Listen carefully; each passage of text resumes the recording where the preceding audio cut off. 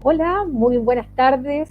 Les damos nuevamente la más cordial bienvenida a un nuevo seminario organizado por el Programa de Estudios Europeos de la Universidad de Concepción en el marco de la Cátedra Jean Monnet que estamos desarrollando desde hace ya 2 años y medio en esta universidad. Hoy día vamos a tratar un tema de muchísima importancia, más aún en los tiempos de la pandemia que estamos viviendo. Un tema que por lo multidimensional, por los aspectos que justamente toca, hemos querido invitar a un grupo de especialistas de distintas áreas para que ellos nos orienten un poco de cuáles son sus ideas respecto a los efectos que puede tener la pandemia en la ciberseguridad o al mismo tiempo la ciberseguridad en la pandemia, que nos cuenten un poco desde sus respectivas dimensiones qué efectos puede tener o qué vinculación puede haber entre todas ellas, ya sea que haya un impacto negativo, que se observen determinados aspectos positivos en relación a la seguridad o la ciberseguridad, reforzamientos de algunas tendencias que ya se venían viviendo. Bueno, para todo eso entonces que hemos querido invitar a especialistas de América Latina y de Europa para conversar respecto a la ciberseguridad y la pandemia y los efectos que pueden estar ellos observando en sus distintas áreas. Les informamos también, aprovecho de decirle a todos aquellos que nos están siguiendo en la transmisión, que pueden hacer sus preguntas a través de nuestra transmisión YouTube o también a través de nuestra transmisión vía Facebook o a través de la cuenta de Twitter del Programa de Estudios Europeos y también de su cuenta en Instagram. Todas aquellas preguntas que ustedes tengan a medida que vayan escuchando a nuestros invitados y a nuestras invitadas, bueno, bienvenidas sean para poder al final dejar un bloque para que ellos puedan también contestarles sus inquietudes. Paso a presentar, por lo tanto, a quienes nos acompañan hoy. En primer lugar, la profesora Jimena Sepúlveda, abogada, máster en Derecho en la Universidad de Sevilla, España, especializada en propiedad intelectual, derecho de nuevas tecnologías y ciberseguridad, con experiencia en gestión y desarrollo de estrategia institucional en esta materia. Además, Jimena es académica de la Facultad de Ciencias Jurídicas y Sociales de la Universidad de Concepción. Buenas tardes, Jimena, y gracias por acompañarnos. Gracias a ti, Paulina, por la invitación. En segundo lugar, presento al doctor Marcelo Arenas, el doctor de la Universidad de Toronto, Canadá, profesor en el Departamento de Ciencias de la Computación de la Pontificia Universidad Católica de Chile, doctor del Instituto del Milenio para la Investigación Fundacional de Datos y exdirector del Centro de Investigación de la Web Semántica.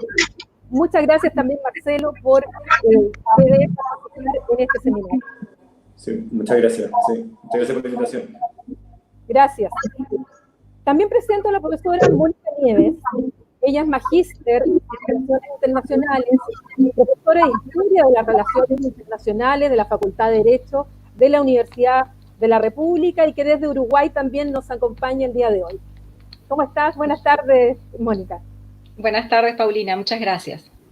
Y finalmente, desde España, presento al doctor Félix Arteaga, doctor en Ciencias Políticas por la Universidad Complutense de Madrid de España, licenciado en Derecho de la Universidad Nacional de Educación a Distancia, UNED, investigador principal de Seguridad y Defensa en el Real Instituto Elcano y profesor de Seguridad Internacional en el Instituto General Gutiérrez Mellado de la misma UNED. Coordina además el grupo de trabajo sobre ciberpolítica y dirige la revista Ciber Elcano del Real Instituto Elcano. Muy buenas tardes también, o casi buenas noches por allá, por España, Félix. Hola, buenas tardes, noches a todos. Gracias. Para partir entonces dejo a Jimena Sepúlveda para que nos dé las primeras ideas respecto a cómo desde su disciplina estima que está, qué relación hay entre la ciberseguridad y la pandemia. Jimena. Gracias, Paulina. Bueno, bienvenidos a todos y todas a esta presentación. Creo que va a ser breve, ¿no es cierto? Estoy aquí tratando de mostrarles lo que vamos a ver y lo que va a ser esta, como les decía, introducción. Ahí creo que están viendo, ¿verdad? ¿Sí? No se proyecta, Jimena. Estamos con problemas de tecnología, hablando de ciberseguridad con problemas de tecnología, esto es un clásico. Bien, lo voy a intentar de nuevo. Mientras tanto les digo que, ¿no es cierto? Acá está, ahí sí, compartir. Ahora sí parece. Bien, lo que les decía, ahora sí parece que estamos compartiendo correctamente. Paulina, tú me vas a ayudar aquí si es que lo están viendo bien. Sí, perfecto, Jimena. Ya, súper, muchas gracias. Entonces, como les decía, bueno, primero quiero agradecer al programa de estudios europeos y en particular a Paulina por haberme invitado a hablar de este tema, ¿no es cierto?, que resulta ser tan interesante y que tiene además tantas dimensiones, como Paulina lo planteaba al inicio. La ciberseguridad en tiempos de pandemia puede ser abordado desde la perspectiva de los datos, desde la perspectiva de la seguridad informática, desde la perspectiva de las actividades de las empresas, y es fundamentalmente en esta última área en donde yo quiero comenzar a introducir el tema de la ciberseguridad. Cuando hablamos de ciberseguridad, toda la gente habla de ciberseguridad. Yo quise partir conceptualizándola, ¿no es cierto? La ciberseguridad, de conformidad a esta definición que es más o menos compartida a nivel internacional, es aquella condición caracterizada por un mínimo de riesgo para el ciberespacio. Y cuando hablamos de ciberespacio, ¿no es cierto?, es el conjunto de infraestructuras físicas, lógicas y las interacciones humanas que ocurren en ese espacio virtual. ¿Y por qué es necesario hablar de ciberseguridad? ¿Y por qué es necesario hablar de seguridad en la red? Fíjense ustedes que, y probablemente quienes me sigan, ¿no es cierto?, en las intervenciones les podrán explicar mejor que yo, la Internet es un espacio esencialmente inseguro. La Internet se creó con una finalidad distinta, ¿no es cierto?, a brindar seguridad a quienes intervienen, ¿no es cierto?, en ese espacio digital. En realidad se creó, ¿no es cierto?, y fue construida desde el diseño precisamente para lo contrario, para compartir información. Luego, desde la estructura básica, ¿no es cierto?, la configuración de la Internet, ella no es segura. Entonces, la ciberseguridad lo que pretende es minimizar los riesgos que siempre van a existir, de forma tal de poder asegurar algunos valores o principios que debieran, ¿no es cierto?, estar como un mínimo para asegurar la confidencialidad, ¿no es cierto?, y las relaciones tal como se dice acá, ¿no es cierto?, que se llevan a cabo en este ámbito digital. Si hablamos de ciberseguridad en nuestro país hoy, la verdad es que tenemos que decir que el escenario es un escenario modesto, en donde la regulación es una regulación que lamentablemente no está actualizada, podríamos decir está en proceso de actualización, y que está conformado por una ley de delitos informáticos muy pobre, del año 90, ¿no es cierto?, de la década de los 90, que solamente contempla dos delitos, el sabotaje y el espionaje, una política nacional de ciberseguridad que es una especie de hoja de ruta que el Estado ha dado para los efectos de establecer cuáles van a ser las metas o los pasos que deben seguirse en materia de ciberseguridad por los órganos del Estado. Una recién creada garantía constitucional de protección de datos personales que eleva a el rango constitucional la protección de los datos, ¿no es cierto?, de los ciudadanos. Y finalmente una ley de protección de datos que también está en proceso de actualización, que también data de los 90 y que también resulta ser bastante pobre considerando la evolución que ha tenido el uso de los datos personales en el mercado. Y el mundo está cambiando, esta es la frase, ¿no es cierto? El mundo ha cambiado. En tiempos de pandemia quizás esto ha sido mucho más dramático. La digitalización de nuestras actividades ha sido algo de lo cual todos hemos sido testigos desde octubre en adelante, ¿no es cierto? Podemos situarlo incluso antes de la pandemia. Ya las empresas a contar de octubre, ¿no es cierto?, con el estallido social, comenzaron a visualizar dentro de sus modelos de negocio un modelo de negocio más digitalizado.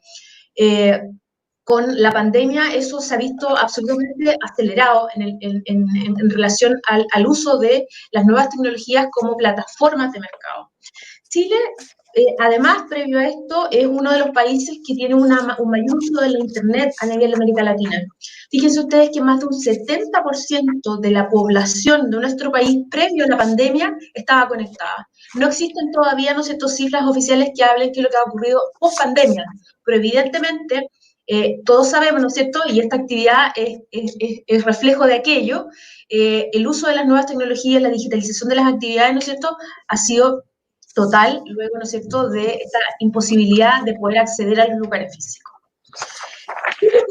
Entonces, en relación a las empresas, que es aquel vértice que me interesa poder tratar, se suman, ¿no es cierto?, a los riesgos que ya existían previo a la digitalización derivada del COVID, a nuevos riesgos que están vinculados fundamentalmente al teletrabajo, y es eso lo que quiero abordar muy brevemente.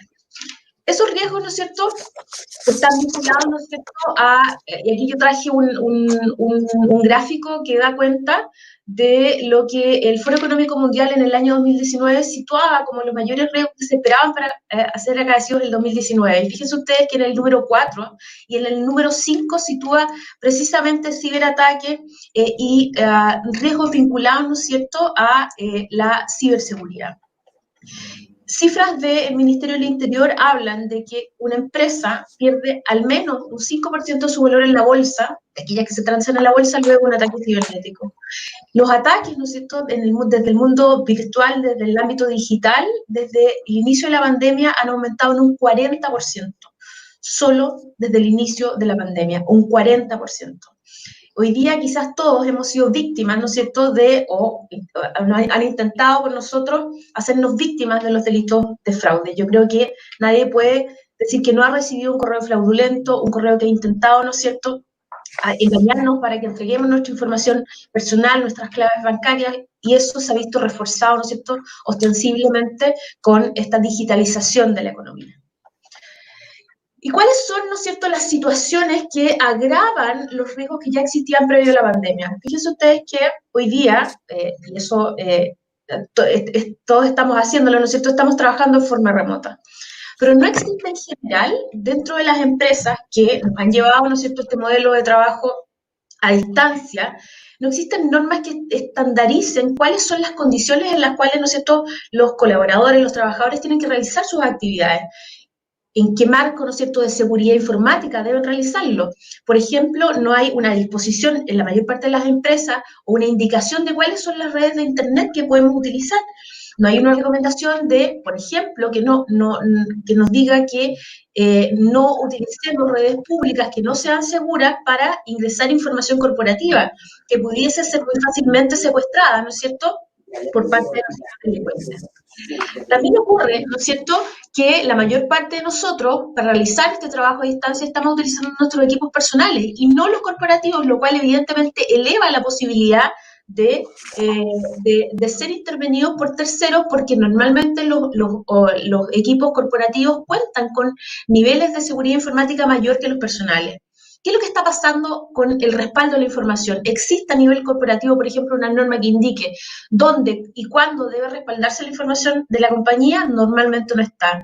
¿Qué es lo que ocurre? Y los que tienen hijos les va a hacer sentido lo que les estoy diciendo. Con el uso compartido de equipos, ¿dónde ingresan sus hijos, ¿no es cierto?, desde un mismo computador a sitios de juegos, ¿no es cierto?, que normalmente están plagados de amenazas en el ámbito informático, y ese mismo equipo luego se comparte para utilizarlo en las labores de trabajo, lo cual puede significar un grave riesgo para los efectos del secuestro de la información, por ejemplo.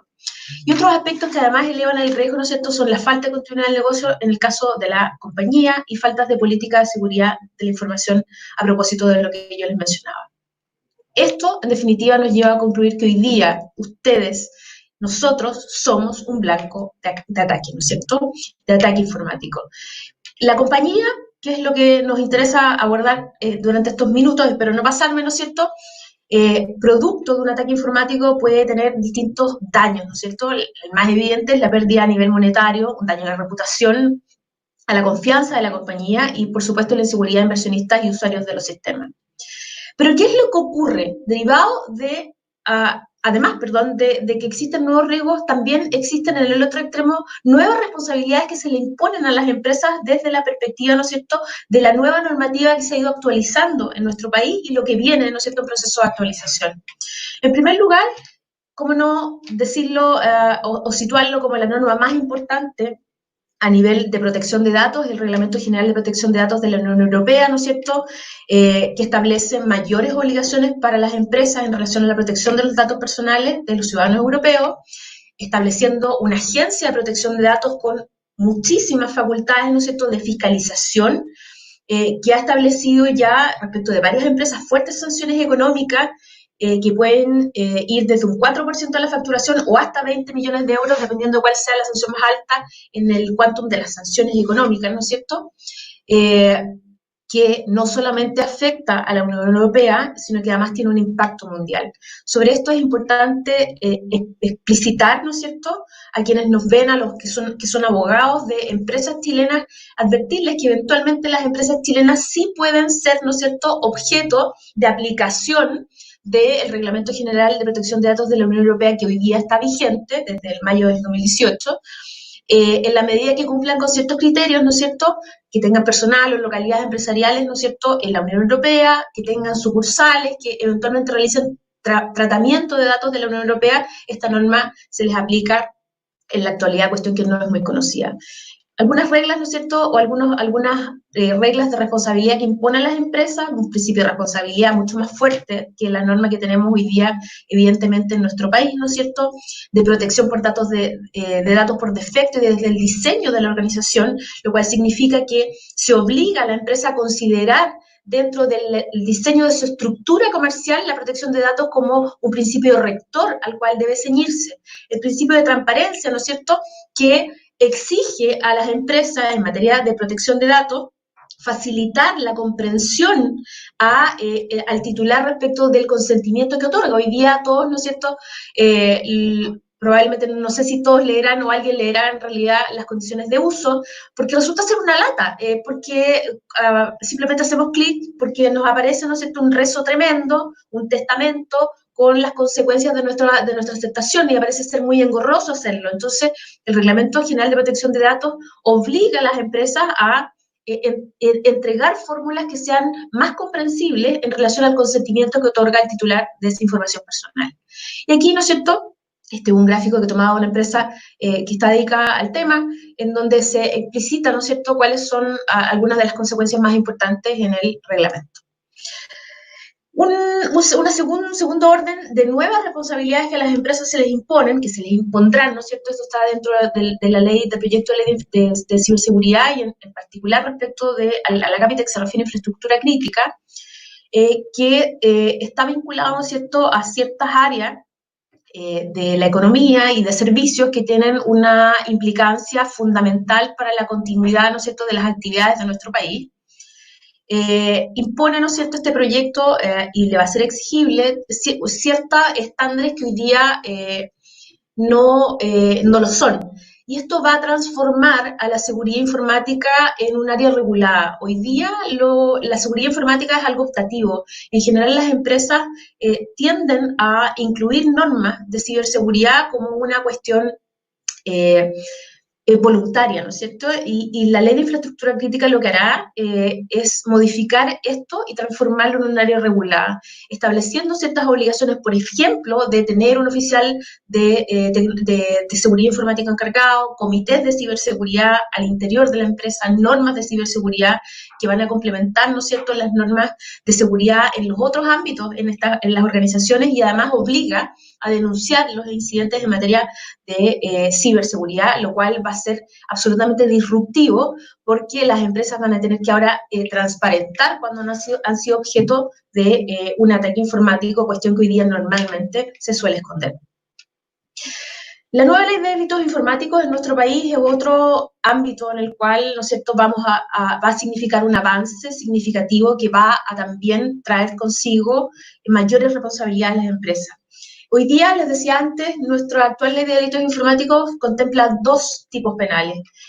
Con el proyecto de ley, que yo creo que ya esperemos, ¿no es cierto?, que pueda ser aprobado a fines de este año, inicios del próximo, se contempla un catálogo mucho más ampliado de tipos penales, ¿no es cierto?, que incluso llegan a establecer responsabilidad penal respecto de la propia compañía, cuestión que, como ustedes saben, es bastante disruptivo. La responsabilidad penal de las personas jurídicas es una situación excepcional que hasta hoy día tenía un catálogo de delitos que era muy acotado y fundamentalmente vinculado a delitos de mucha gravedad, como el terrorismo, ¿no es cierto?, el lavado de activos, y el cohecho quizás que era la figura que más aplicabilidad tenía, pero hoy día se amplía a todos los delitos que están establecidos dentro del catálogo de nuevos delitos informáticos, que en definitiva se trata, más que delitos informáticos, de ciberdelitos, vale decir, delitos que utilizan un sistema informático para los efectos de la comisión, y que incluye, por ejemplo, ¿no es cierto?, delitos que no solíamos pensar que eran un delito informático, como por ejemplo delitos de pornografía infantil, en los cuales se utiliza un sistema informático para los efectos de la comisión, o incluso algunos vinculados a propiedad intelectual y derechos conexos. Adicionalmente, un nuevo ámbito de responsabilidad está vinculado a la transformación digital, que es, ¿no es cierto?, lo que las empresas han hecho a propósito de la pandemia. El llevar sus actividades comerciales a la Internet, transformando sus modelos de negocio habituales, ¿no es cierto?, en este necesario market virtual, ¿no es cierto?, en el cual hoy día todos nos movemos a propósito del COVID-19. Y esto trae como corolario el hecho de que las empresas hoy día deben necesariamente poner su atención en la protección de sus datos como activo de la compañía, cuestión que aún la mayor parte de ellas no han vislumbrado. La propuesta, ¿no es cierto?, que quiero esta tarde, noche en España hacer, es un llamado a poner atención en este nuevo modelo que necesariamente debe implementarse en las compañías en relación a la gestión de los riesgos informáticos. ¿Qué es lo que beneficia? ¿Cuáles son los beneficios que las compañías pueden obtener de esto?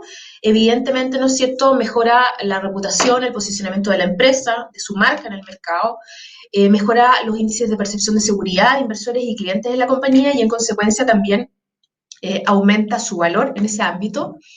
Evidentemente genera un mayor valor en procesos de negocio de las compañías, se convierte en un agente diferenciador en el mercado, lo cual sin duda redunda en más y más clientes, ¿no es cierto?, y más beneficios en el ámbito económico. Insisto, esto es simplemente un barniz de lo que podríamos estar hablando quizás muy largamente durante mucho más de 10 minutos, creo que no me he pasado o me pasé un poquito, no lo sé. Podríamos hablar de datos, podríamos hablar de un millón de temas más, ¿no es cierto?, que son tan contingentes como este, pero me interesaba al menos deslizar la idea de la necesidad de generar modelos de gestión en el ámbito de la seguridad informática, considerando, ¿no es cierto?, este proceso de digitalización de la economía que hemos observado a propósito de, lamentablemente, esta pandemia. Muchas gracias. Eso es cuanto quería comentar. Muchas gracias, Jimena. Rápidamente pasamos entonces a otras dimensiones que esta pandemia puede estar también teniendo vinculación, y dejo por lo tanto ahora a Marcelo Arenas para que nos presente también algunas ideas desde la perspectiva de su disciplina respecto a lo que esta pandemia está implicando para la ciberseguridad. Sí, hola. ¿Me escuchan bien? Sí, ¿sí? Perfecto. Sí, bueno, primero, Paulina, muchas gracias por la invitación. Lo que yo quería, me voy a tomar el tiempo, en unos 10 minutos, era hablar desde el punto de vista de lo que es ciencia de la computación, del problema de ciberseguridad y la pandemia, y en particular me quería centrar, porque me parece que es relevante para entender dónde estamos hoy en día, en un término del cual se ha hablado mucho, y que tiene que ver también con la charla anterior, que es el término de la anonimización, y la posibilidad de hacer públicos datos, y cómo se hace eso, y qué riesgo corremos, y cómo se enfrenta eso, cómo se enfrenta la tensión que tiene esta idea de la anonimización con la transparencia y con la privacidad, ¿cierto? La privacidad y la transparencia pueden estar en una especie de tensión donde la anonimización puede ser una herramienta para aliviar esa tensión. Entonces, quería poner esto dentro de un contexto. El Instituto Milenio Fundamento de los Datos fue parte de la mesa de datos, que es la que ha estado trabajando durante esta pandemia, y quería partir un poquito por hablar de la mesa de datos, porque quería dejar muy en claro cuál era el objetivo inicial de la mesa de datos, que de hecho también nos va a dar un contexto sobre estos dos problemas, anonimización y privacidad, ¿cierto? El objetivo inicial de la mesa de datos era el disponibilizar los datos que producía el Ministerio de Salud sobre la pandemia, ¿sí? ¿Esto qué significaba? Significaba que la mesa se había dividido en 3 partes. Había una parte que tenía que ver, que venía desde el Ministerio de Salud, que iba a entregar los datos. Otra parte que era el Instituto Milenio, que era el que se iba a encargar de hacer esta anonimización, que es el tema del que voy a hablar principalmente. Y una tercera parte que eran los consumidores. Los consumidores en realidad son esencialmente los modeladores, aquellos que estaban haciendo modelamiento matemático y que eventualmente querían hacer predicciones sobre distintas cosas relacionadas con la pandemia, ¿sí? Y lo que me gustaría decir entonces acá es, ¿qué significa esto? ¿Qué significaba esto de hacer anonimización de la información con la que cuenta el Ministerio de Salud? Entonces aquí lo primero que hay que pensar es que cuando uno piensa en anonimización, y no sé si este es el mejor término en castellano, estamos tomando en realidad el término del inglés, pero la idea acá es que uno va a publicar información que puede ser publicada a distintos niveles, me refiero, puede ser para el público en general, para algunas instituciones, para los alcaldes, para alguna comuna, etc. Y uno lo que tiene que pensar es en cuál es la posibilidad de que una persona sea identificada si es que yo tengo esta información. Y con eso me refiero, pensémoslo de esta forma. Yo, por ejemplo, digo, hay un enfermo COVID-19 en Chile. Si yo doy esa información, yo sé que en Chile viven alrededor, no sé, en este minuto 19 millones de personas, entonces hay una posibilidad de 1 en 19 millones que una persona en concreto sea esta persona que tiene esa enfermedad. Sin más información que eso, realmente no puedo hacer una identificación más allá de ese 19 millones. Si esa posibilidad es aceptable o no, depende un poco de la discusión que tengamos. En el fondo podemos decir, sí, 1 en 19 millones nos parece que es muy bajo y por lo tanto podemos vivir con este nivel de posibilidad y es razonable hacer pública esta información. Si después hablamos de no sé, una persona está enferma en Santiago, estamos hablando de algo así como 1 en 7 millones. Si hablamos en una comuna, vamos reduciendo esa posibilidad, ¿sí? Algo que me gustaría mencionar aquí es que cuando miramos estas posibilidades, la idea de que exista la posibilidad de que descubran la información que nosotros estamos dando es algo con lo que tenemos que lidiar en muchas situaciones, ¿sí? O sea, cuando estamos, bueno, en la web y estamos entregando información sobre nuestras preferencias, etcétera, son distintas maneras en las cuales podríamos ser eventualmente identificados o identificados dentro de un grupo. Entonces, no es una situación nueva y tampoco es una situación nueva en términos solamente que tiene que ver con la tecnología. Y voy a dar un ejemplo que a mí me gusta mucho, que no es mío en realidad, sino que es de Martín Ugarte. Un ejemplo sobre las elecciones. Si uno piensa en las elecciones, cuando uno va a votar en una elección, uno tiene la convicción de que su voto es anónimo. Eso es cierto, pero existe una posibilidad que a uno lo descubran. Y con esto me refiero a que si en una mesa de votación todas las personas de la mesa votan y todas las personas votan por el mismo candidato, entonces la información deja de ser anónima. Entonces, claro, ahora lo que me van a decir, lo que pasa es que la posibilidad de que eso ocurra es tan baja que puedo vivir con esa posibilidad. Bueno, la anonimización de alguna forma hace lo mismo. Lo que queremos mirar es cuál es la posibilidad de identificar a alguien, o cuál es la posibilidad de identificar su preferencia, etcétera, y queremos que eso esté dentro de un margen que nos parezca aceptable. Eso es finalmente lo que queremos hacer, ¿sí? Entonces, lo que hemos visto hasta este momento es que una primera forma en la cual uno puede anonimizar la información es a través de la agregación. Y con la agregación me refiero a esta idea de que yo entrego la información por país, está toda esta información agregada por país, entonces yo no lo puedo identificar, o por región, o por comuna, etc. Yo sé, por ejemplo, cuál es la cantidad de enfermos por comuna, y por lo tanto lo puedo identificar individualmente a esos enfermos, ¿sí? Ahora, una pregunta que me parecía relevante hacer acá era, ¿por qué no nos quedamos solo con esa forma de anonimización? Y con eso me refiero a que tenemos datos agregados, los datos agregados de alguna forma protegen la identidad de las personas, me refiero, sabemos los datos por comuna, no podemos identificarlos individualmente. ¿Por qué queremos llegar más allá? Y ese fue como un gran punto de discusión en la mesa de datos y ha sido hasta el día de hoy un gran punto de discusión. Y una forma de pensar en este problema, para que vean, o sea, para mostrar además esto por qué la anonimización es importante y el tener la posibilidad de hacer anonimización con una mayor granularidad, ¿cierto? Con datos que sean más específicos, Una manera de pensar en esto, y que me parece que es un buen ejemplo, es el ejemplo de un microscopio. Cuando nosotros queremos estudiar algo como un virus, si queremos estudiar el coronavirus, queremos tener un microscopio que tenga la mejor resolución posible, ¿cierto? Me quiero acercar lo más posible. Y en ese sentido, parecería inaceptable si nos dijeran, no, usted solo puede mirar hasta esta distancia y no puede mirar de aquí hacia adelante. Eso no nos parecería bien. Nosotros estamos tratando de entender este virus de la mejor manera posible y ojalá nos podamos acercar lo más posible. Entonces, en ese sentido, en cualquier actividad científica, y en particular cuando uno mira datos, lo que uno quiere hacer finalmente es mirar los datos crudos. Y con crudos me refiero sin procesar. Es ahí donde uno puede encontrar patrones, ahí donde uno puede hacer investigación. Si tuviéramos los datos crudos, y esto con cuidado porque aquí hay temas de privacidad, pero me refiero, si tuviéramos acceso a los datos crudos de la pandemia, es muchísimo lo que podríamos hacer, ¿cierto? En términos de descubrir patrones, qué está pasando a nivel de las comunas, qué está pasando a nivel de las manzanas, dónde hay brotes, dónde no están funcionando los laboratorios, etcétera, etcétera. Por eso son importantes desde el punto de vista científico, todavía teniendo cuidado con la privacidad de las personas y la anonimización. Pero es por eso que se ha solicitado siempre el tener datos desagregados. En el fondo, más que desagregados, yo hablaría esta palabra de datos crudos, la posibilidad de ir directamente a los datos, que van a ser caóticos, que van a tener inconsistencia, etcétera, pero es ahí donde uno quiere mirar.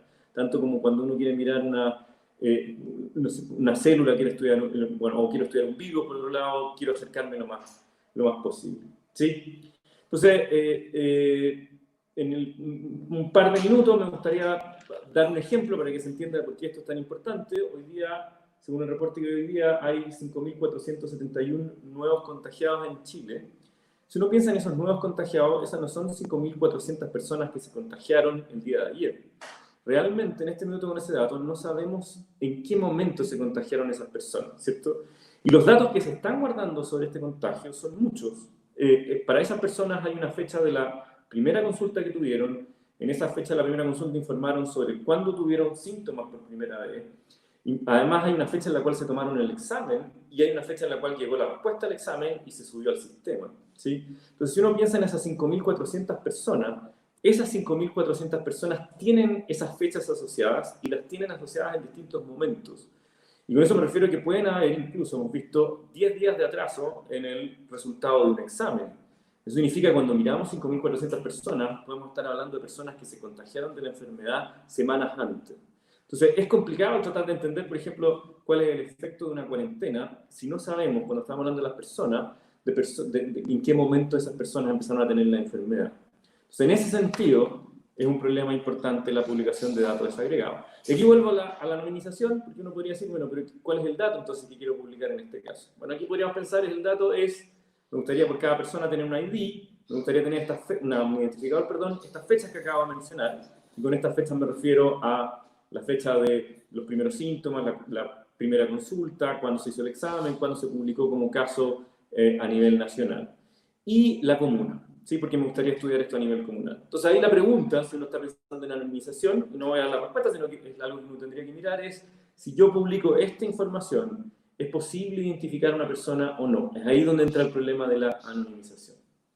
Y nótese que, no me queda mucho tiempo, algo que en un minuto algo me parece importante mencionar aquí es que en esta forma de anonimización que estoy mencionando, lo que hemos hecho es sacar algunas de las columnas, ¿cierto? De alguna forma. Tenemos columnas de información y lo que hicimos es simplemente sacar algunas de ellas y dejar 4 o 5 que son las que necesitamos. Esa es una posibilidad.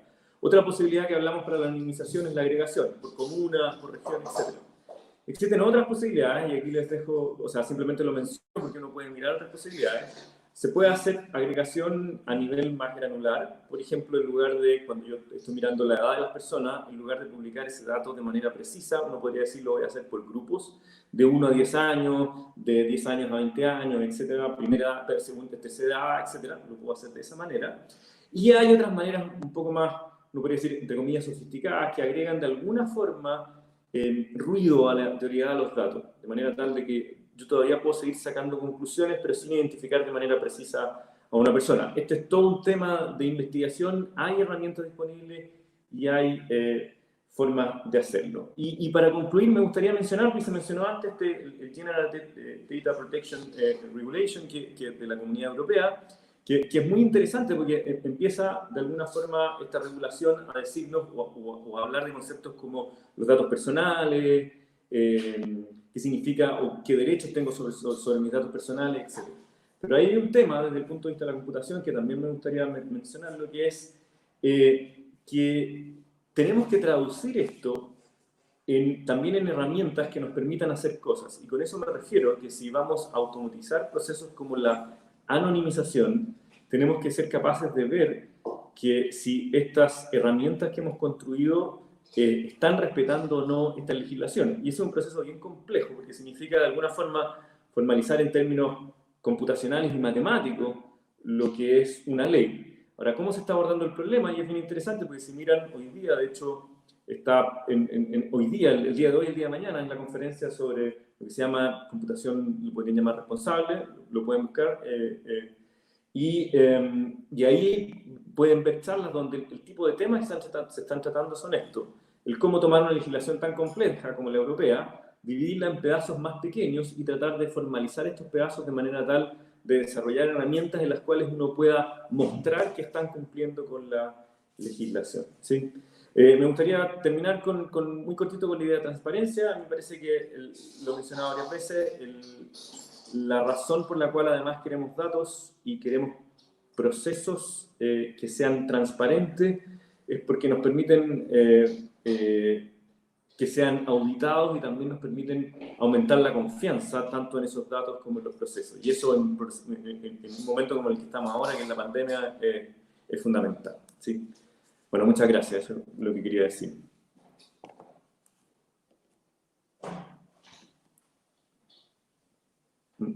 Perdón, Paulina, estás con el micrófono. Ahí sí. Muchas gracias, Marcelo. Creo que es muy interesante, además, como complemento a la primera presentación respecto al teletrabajo, a las implicancias justamente en la empresa, ahora el tratamiento de datos y este tema de la anonimización, y con un tema que ha sido tan debatido y debatible y seguirá siendo, de la transparencia y la entrega de información en los tiempos de pandemia, sobre todo aquí en Chile. Por lo tanto, gracias. Ahora vamos a pasar a otra dimensión también que podemos ir abordando, ya la dimensión internacional, con Mónica Nieves, quien ahora nos va a presentar justamente un área que podemos ir viendo si es complementaria a todo lo que ya hemos visto en las dos presentaciones anteriores, y ya yéndonos más al ámbito de las relaciones internacionales. Mónica. Bueno, buenas tardes, Paulina. Quiero, en primer lugar agradecerte por la invitación y en tu persona al programa de estudios europeos, agradecer también la participación en cuanto a que estoy, la verdad que muy a gusto de compartir con los colegas, y además agradecer a la audiencia que tenemos, que no lo podemos ver por esta virtualidad, pero que asumimos que quizás podamos interactuar con ellos cuando tengamos espacio para alguna pregunta. Sí, realmente mi visión va a ser desde mi punto de vista de las relaciones internacionales, porque es mi formación. Y en primer lugar, un poco hablar de que ciberseguridad y pandemia son, y ya lo dijiste tú al principio y lo comentaron los colegas, son fenómenos multidimensionales y que por tanto requieren el análisis integral. Es decir, desde las relaciones internacionales tenemos bastante experiencia en la multidimensionalidad y en la integralidad para hacer esos análisis. Por lo tanto, particularmente lo que tiene que ver con la seguridad, mi participación va a estar guiada por, en primer lugar, la importancia que se le da al concepto de seguridad en el siglo XXI. Todos sabemos lo que ha pasado después del 11S, donde en función del terrorismo se ha hecho una dimensionalización de la seguridad. El tema ha adquirido nueva importancia, se ha revalorizado el tema de la seguridad, y acompañando el tema de la revalorización de la seguridad está el tema de la tecnología, que sin duda también ha ido adquiriendo mucha importancia porque hemos dejado a un costado el terrorismo sin abandonarlo, pero también estamos tratando otros temas. Estamos tratando temas que tienen que ver con el medio ambiente, temas que tienen que ver con las migraciones, temas que tienen que ver con lo económico y ahora con lo sanitario, ¿sí? Es decir, lo que voy a tratar de hacer es, desde el punto de vista de las interacciones y de los actores, analizar un poco el escenario latinoamericano y caer un poco en Uruguay, en su ejemplo, muy brevemente, para poder plantearles algunas cuestiones a las que me enfrento cuando analizo desde la perspectiva de las relaciones internacionales este tema. Y voy a ir por dos lados. En primer lugar, la ciberseguridad. Es decir, más allá de lo conceptual, la ciberseguridad para las relaciones internacionales es una dimensión que atraviesa el resto de las dimensiones de la seguridad. ¿Sí? La seguridad es multidimensional a partir del año 2003, tiene antecedentes en las raíces de seguridad humana, es un concepto que se desarrolla a mediados de la década de los 90, que podemos después analizar un poco más. Es esta dimensión que atraviesa esa dimensión de la seguridad particularmente, pero además atraviesa todas las políticas públicas, tanto internas como externas. Y a esto me refiero que en función de los distintos niveles de vinculación que se generan, porque podemos hablar de espionaje interestatal, espionaje intraestatal, podemos hablar de la ciberseguridad, lo que tiene que ver con el individuo, es decir, podría estar hablando minutos, ya lo mencionó Jimena, podría estar hablando minutos sobre esto y no lograría una lista taxativa en poco plazo para poder mencionar todas las implicancias que tiene la ciberseguridad. Entonces, en este sentido, tanto en políticas públicas como también en la política pública que refiere al exterior, la ciberseguridad permea todas las dimensiones. En función de los conceptos de Roberto Russell, estamos hablando de la dimensión político-diplomática, de la militar estratégica y de la económica. El segundo elemento, que es muy importante, es que a priori la ciberseguridad propone una complejidad extrema, ¿sí? Y esto de alguna manera se refleja en los distintos niveles, como decía, de vinculación y a los actores que hacen a la dinámica de la sociedad internacional.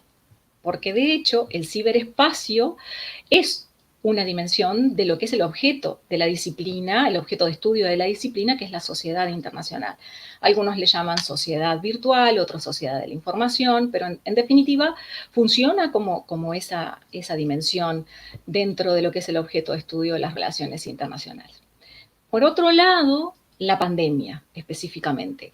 La COVID-19 es un fenómeno que a mi modo de ver ha acelerado procesos.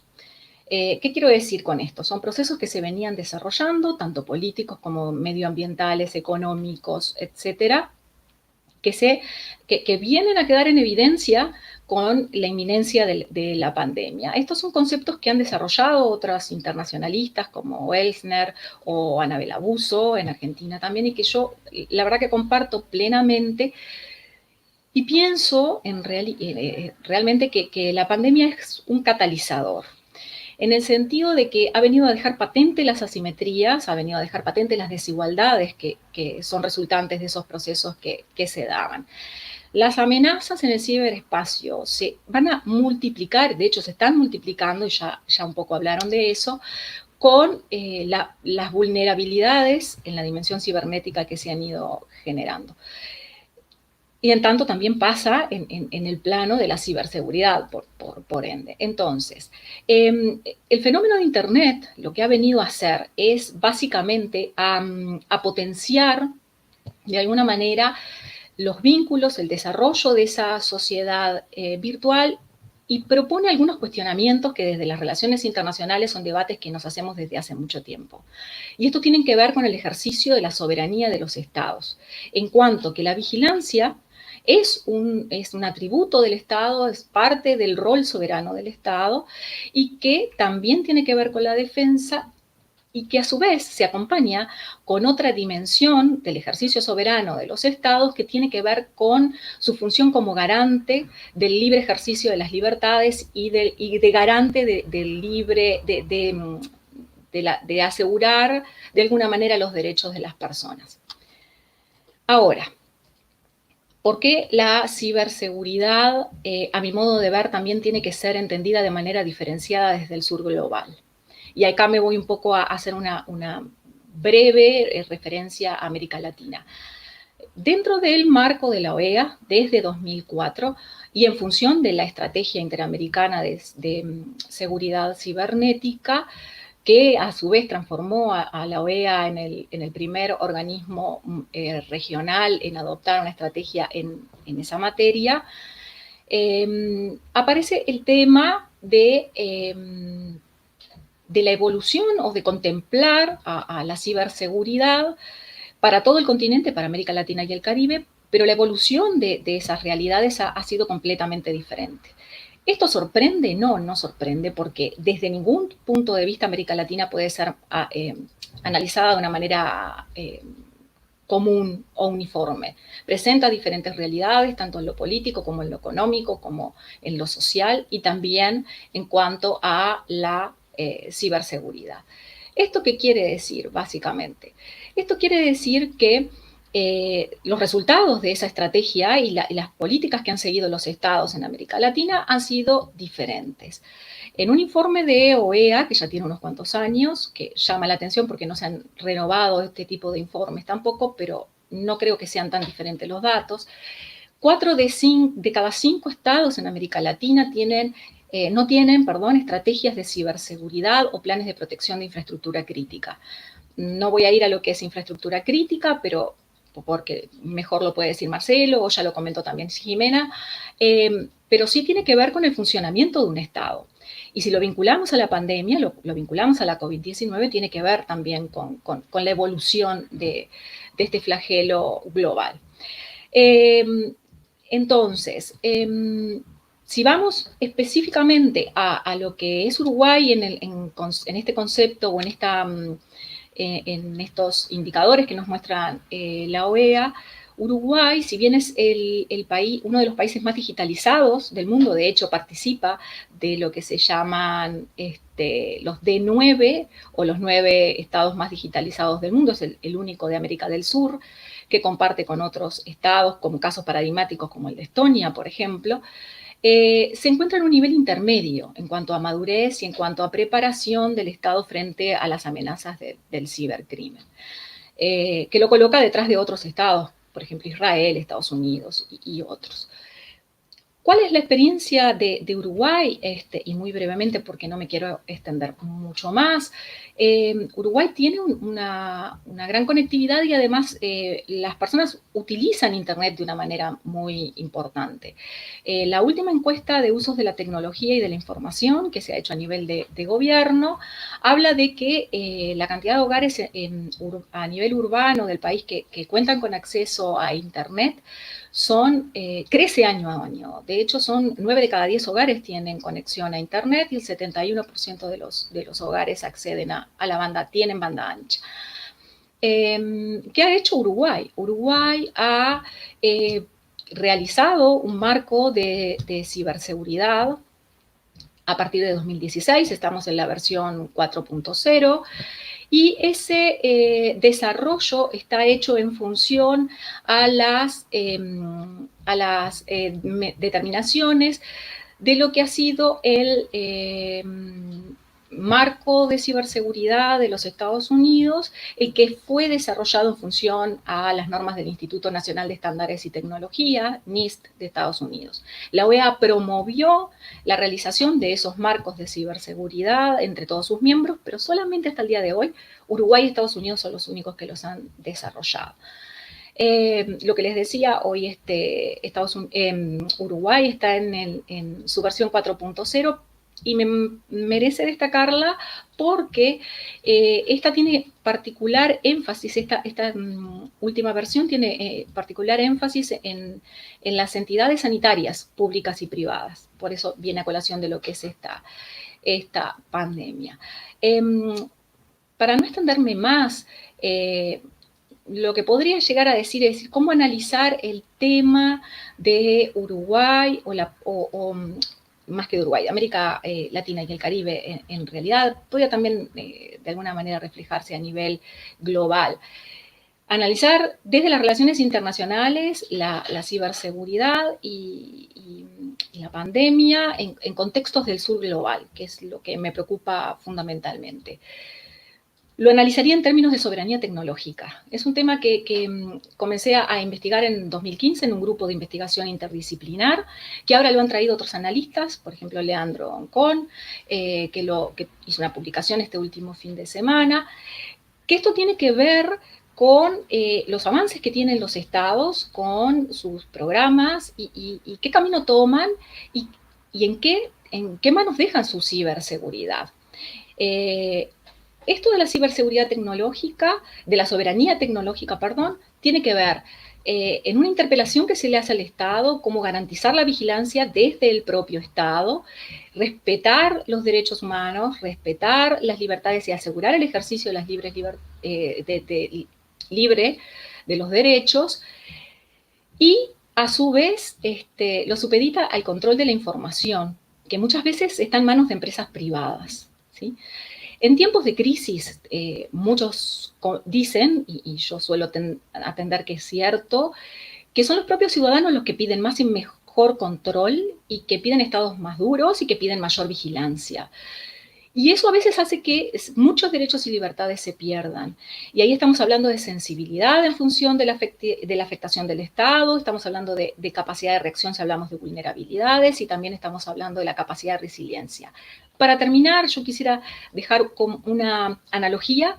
La COVID-19 no conoce fronteras, tampoco lo hace el ciberespacio. Y ambos dejan ver las asimetrías y las desigualdades que son consecuencia de muchos procesos y son el resultado, entonces, de esos procesos. Muchas gracias. Muchas gracias, Mónica, por tu interesante análisis, que seguramente va a ser complementado ahora con la presentación del doctor Félix Arteaga, a quien lo dejamos ahora con la palabra. Buenas tardes. Yo voy a centrar mi información en la investigación que hemos realizado con nuestros colaboradores, con el grupo de trabajo, con nuestros colegas de la Unión Europea, a propósito de los efectos sobre la ciberseguridad de la pandemia. Hemos hecho una investigación, tenemos ya unas conclusiones provisionales que son las que quiero comunicar, pero estamos todavía en un proceso de profundización para ver qué lecciones estamos aprendiendo para afrontar futuras pandemias. En primer lugar, hay que decir que la pandemia no ha tenido ningún efecto sobre el sistema. El ciberespacio se ha mostrado resiliente, bien preparado y, salvo pequeñas interrupciones, el Internet ha seguido funcionando, las redes y los sistemas de comunicación han funcionado razonablemente bien y, por tanto, hay que felicitarse de las medidas adoptadas para prevenir fallos sistémicos. Eso, en un ambiente regulatorio como el que se vive aquí en la Unión Europea, donde hay un afán de prevenir, defender las redes, proteger la privacidad, es muy gratificante ver que las medidas adoptadas han tenido una buena respuesta. Desde luego había unos efectos que eran de esperar, porque siempre que se produce una situación de crisis general, el ciberespacio reacciona de forma definida. Era de esperar que aumentasen los ciberataques, ya se ha mencionado anteriormente, tanto para aprovechar la curiosidad como el miedo, como la angustia o la curiosidad, ¿no? por ver qué pasa. Es fácil obligar al que abre un correo electrónico a hacer un clic donde no debe o a dar las contraseñas para recibir una ayuda. Eso era de esperar y se ha cuantificado.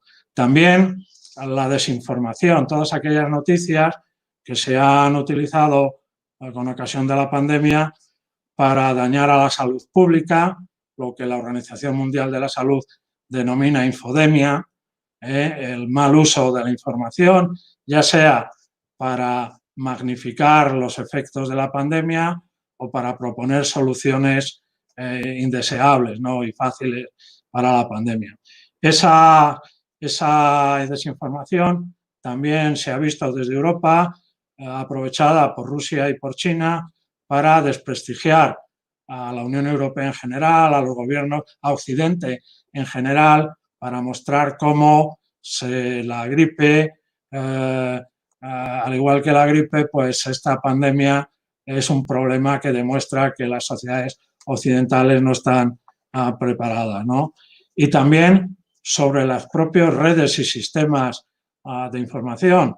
Aquí en Europa, que tanto presumimos de comportamiento civilizado, la desinformación diciendo que las redes 5G eran causables de la pandemia o ayudaban a ella, han llevado a más de 120 actos vandálicos contra los repetidores y las torres en 10 países, ¿no?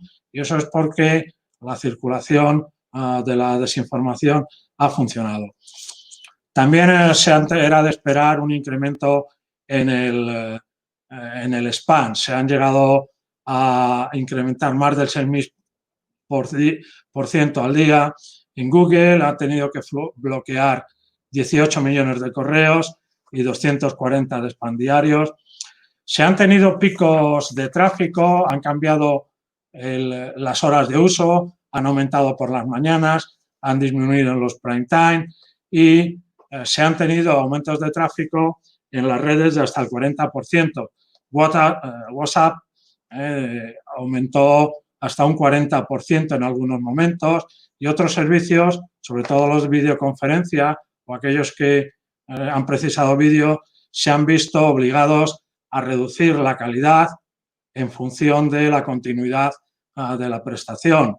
Los efectos de este aumento de tráfico han sido desiguales según las zonas urbanas o las zonas rurales, según el modo en el que se accede a estos servicios, ya sea por cable, por fibra o por satélite. Y también hemos visto cómo se han producido ataques sobre los teletrabajadores, no tanto sobre aquellos teletrabajadores en cuyas empresas ya estaban previstos los planes de trabajo a distancia y, por tanto, estaban dotados de los equipos de protección suficientes, como de aquellos teletrabajadores improvisados que, como se mencionaba antes, han empezado a trabajar compartiendo el ordenador personal con la familia, con la empresa y entornos como Wi-Fi, donde es muy fácil adquirir toda la información que circula. Finalmente, y esto es algo en lo que estamos trabajando ahora para averiguar, esto ha puesto de relieve la importancia de los sistemas de gestión, han funcionado, ha habido buena comunicación entre los actores, pero es necesario ver cómo ha funcionado, qué efectos ha tenido, si ha existido blancos en las infraestructuras críticas, en el personal crítico de las empresas que se han podido ver afectados por la enfermedad y, por tanto, no han acudido al puesto de trabajo, si se han adoptado medidas suficientes para proteger los terminales de trabajo en remoto y, sobre todo, cuáles son las medidas que se tienen que hacer para adecuar, ajustar todas las planificaciones, estrategias, ejercicios, simulaciones que se vienen haciendo para comprobar la resiliencia del sistema a situaciones más difíciles que combinen las que ya conocíamos, las de riesgos en el ciberespacio, con riesgos como una pandemia que afectan también físicamente al personal encargado de gestionar la ciberseguridad. Gracias por la invitación, gracias por su atención y lamento no poder quedarme a responder las preguntas porque tengo que entrar ahora rápido en otra charla como esta tan agradable. Adiós, buenas noches. Buenas tardes.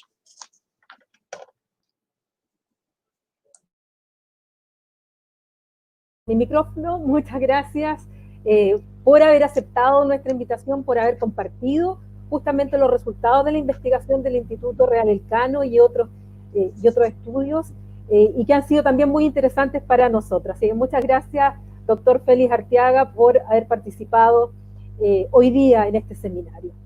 Bueno, ahora continuaremos con algunas preguntas que nos han llegado para nuestros panelistas y que la primera la voy a leer y no sé quién de ustedes me podrá contestar, o a lo mejor todos tienen de alguna manera una respuesta a ella. Alexandra Pradena nos pregunta, en este contexto de hablar sobre ciberseguridad, ¿cómo se explican los ciberataques realizados por Anonymous y qué consecuencias pueden traer? No sé si me dicen quiénes quisieran contestar esta pregunta respecto a Anonymous. Paulina, si quieres, yo puedo hacer mi aporte. Desde las relaciones internacionales siempre tenemos la perspectiva del actor, ¿sí? Y por lo tanto el actor transnacional se ha vuelto muy importante en función de las tecnologías. Anonymous, el individuo, los grupos transnacionales, todos, ya sean legales o ilegales, gracias a las tecnologías tienen un empoderamiento que puede ser positivo o puede ser negativo. Hoy, por ejemplo, en Twitter, en Uruguay, era tendencia Uruguay apoya a Trump. Es decir, muchos trolls se habían puesto a trabajar y teníamos esa tendencia, y son cosas que pasan, y son cosas que, como hoy decía, no tanto en cuanto a la vigilancia específicamente del Estado, pero sí en su función y en su rol soberano y en el rol que cumple el Estado y su rol en el ciberespacio, porque en el ciberespacio se redimensionan esos roles que en la sociedad internacional tradicional, por llamarlo de alguna manera, el Estado tiene hegemonía, y en el ciberespacio no. Las consecuencias son realmente inciertas, así como lo son, a mi modo de ver, las de la COVID-19. Bueno, ese mismo hashtag aquí también fue tendencia en el caso de Chile hoy día en la mañana. Así que ahí tú puedes ver una coordinación más allá, solo dentro de un país, claramente. No sé si Marcelo o Jimena quieren agregar algo sobre la pregunta. Sí, yo quería agregar una cosa. Es un poquito también difícil cuando uno habla de Anonymous, me refiero como saber exactamente quién está haciendo qué. Me refiero que era un grupo que yo sí creo que ha hecho cosas positivas en términos de liberar cierta información y en el fondo hacernos prestar información, obviamente no a cosas falsas, pero me refiero a información que no debería ser privada y que debería haber sido transparentada en algún momento. Entonces, es un poquito generalista como idea de mirar, porque el meter todo en el mismo grupo, ¿sí? O sea, también por supuesto que es preocupante el tener noticias falsas, lo que estábamos hablando, o el tratar de crear una tendencia. Pero también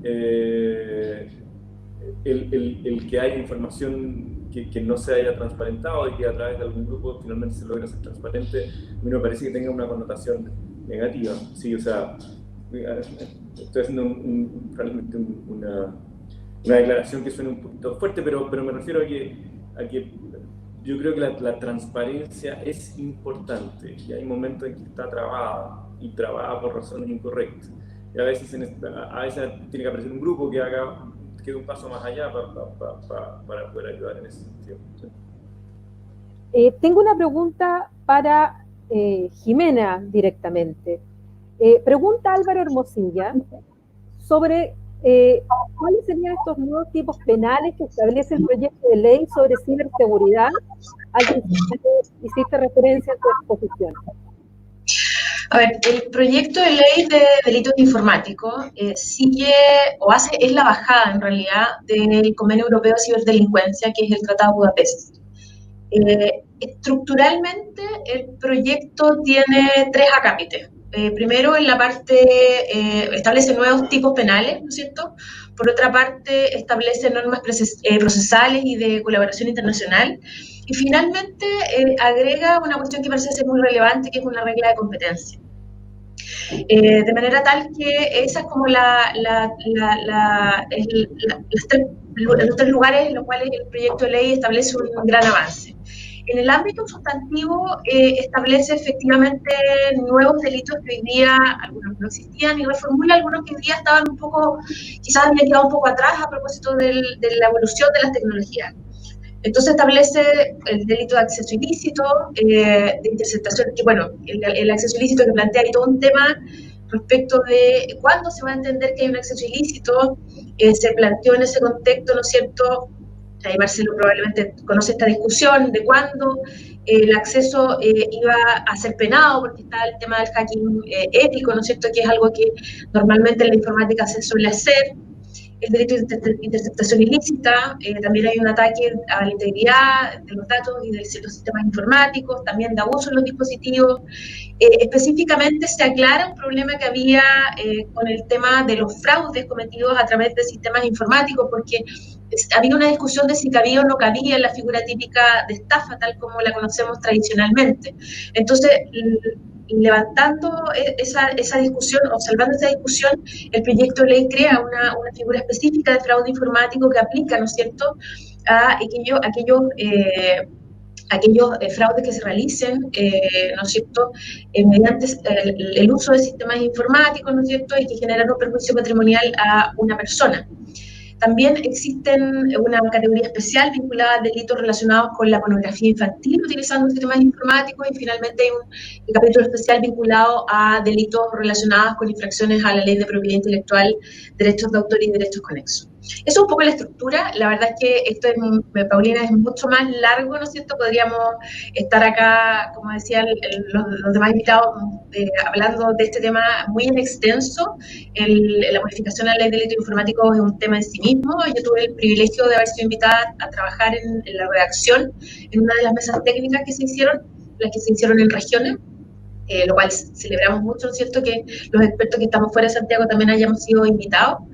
Y es un gran avance desde lo normativo, desde lo procesal y también desde el ámbito de la colaboración internacional, que es el gran desafío que tiene, ¿no es cierto?, la investigación de la ciberdelincuencia, la cual no reconoce frontera y que supone, ¿no es cierto?, que los estados se pongan de acuerdo para su persecución.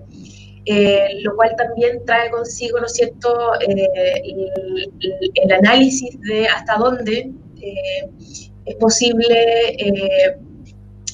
correr el límite entre la privacidad, el respeto a los derechos de los individuos versus la seguridad, ¿no es cierto?, que es como una de las discusiones que ya se ha deslizado, ¿no es cierto?, en las ponencias de los demás intervinientes en esta actividad. Gracias.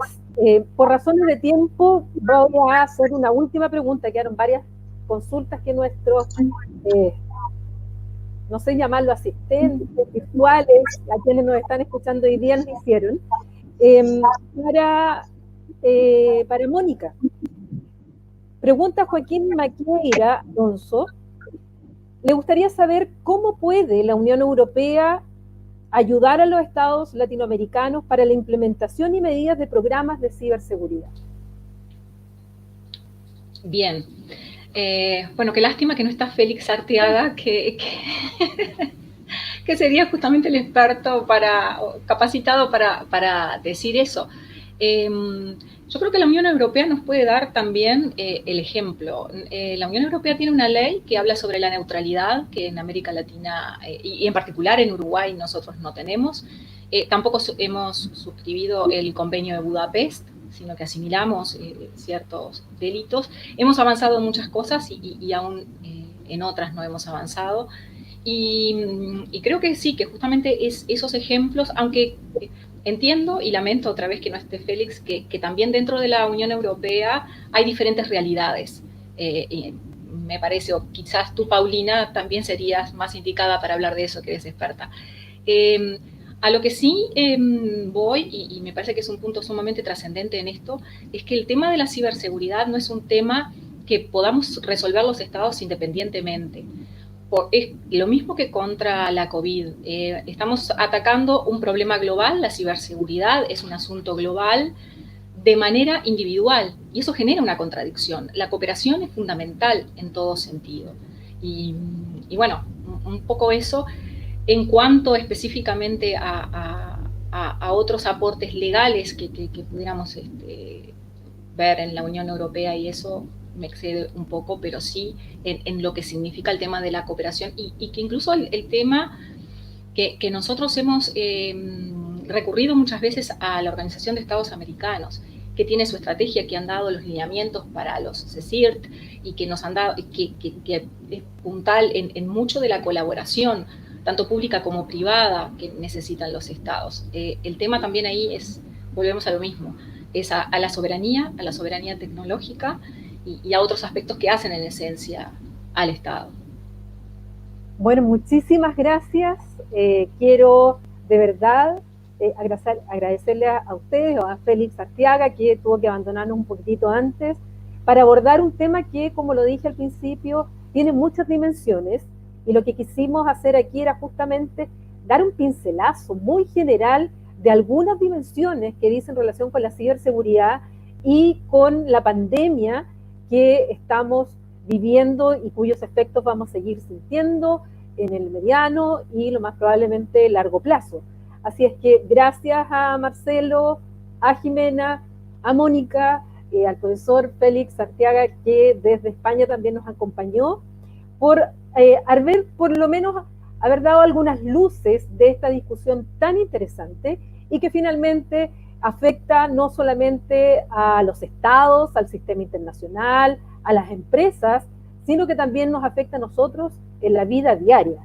Así es que gracias por habernos acompañado y ojalá contemos con ustedes en futuras discusiones, de diferentes reflexiones sobre este mundo que efectivamente estamos viviendo momentos interesantes de analizar, preocupantes también al mismo tiempo respecto a los efectos.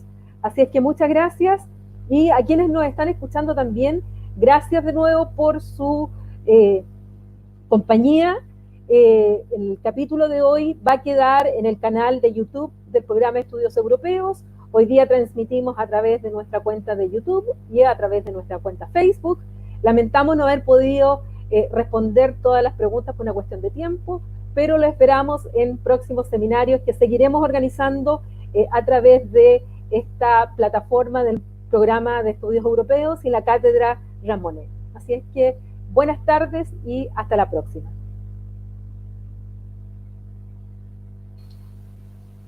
Gracias, Paulina. Adiós. Gracias.